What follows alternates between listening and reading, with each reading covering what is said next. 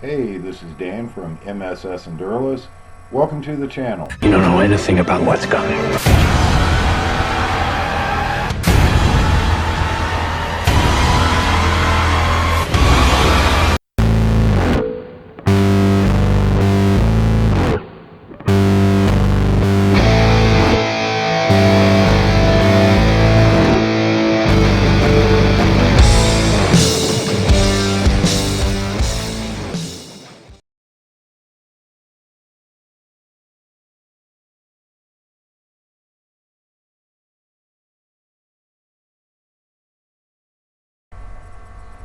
This is Dan from MSS Endureless.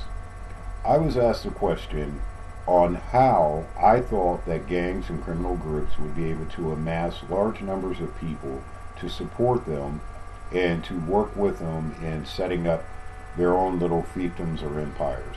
And this is my thought process on that, and I hope you guys find it thought provoking. I believe that the main method that they will use to break up retreats and prepper groups is by kidnapping. If they control enough of your loved ones, you will coalesce and do what they've asked you to do. And why do I think this? I think this because in my experience dealing with people who are preppers and survivalists, they are decent, good-hearted people at the core. And the last thing that they will want to do is endanger their family or those that are with them for things. And if these gangs or criminal organizations are capable of snatching and grabbing, kidnapping their loved ones, I believe that these retreats will fall and give up and submit to whatever these gangs ask for to make sure that their loved ones are taken care of and not killed. This is a tried and true method that has been used for centuries by royal families everywhere. This is why kings married their daughters off to the sons of other kings. This is why in war people would take the crown princes hostage and keep them in their kingdom and raise them there. Because if you have enough of their value, the people who love these children will not do anything against you in fear of something happening to their child or their wife or whatever the case may be. Secondly, I think that they will have people, agent saboteurs as it may be, that will infiltrate your retreats and your groups and quietly cause chaos and strife between people and the leaderships of the group. And when the group is divided and at each other's throat, then they are primed to be taken over and conquered.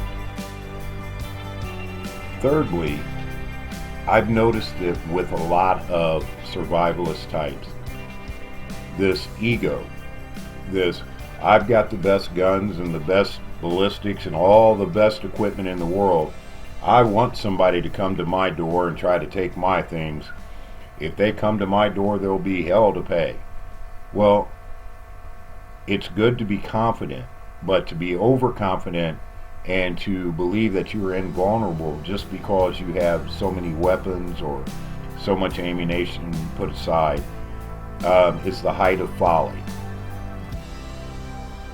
These types of survivalists are going to be helping the gangs, not directly, not intentionally, but they're going to be helping them in their overconfidence and overzealousness, because these will be, in my opinion, the first groups that will be taken down and removed, and their supplies and their ammunition and their guns will go to fuel the foot soldiers that these mastermind criminals that do exist and are out there will use in order to start setting up their rules and their law. And once they have the ability to arm their key people and arm their security people and more importantly have supplies and food, it will not be hard for them to convince the starving masses in city centers and towns around the country to follow their rules, because they're giving them stuff. They're giving them food, shelter, and protection. And if you're starving outside, scared and alone, that's going to sound very good to a whole lot of people. Well, these are just my thoughts on this. Again, this is Dan from MSS Endureless.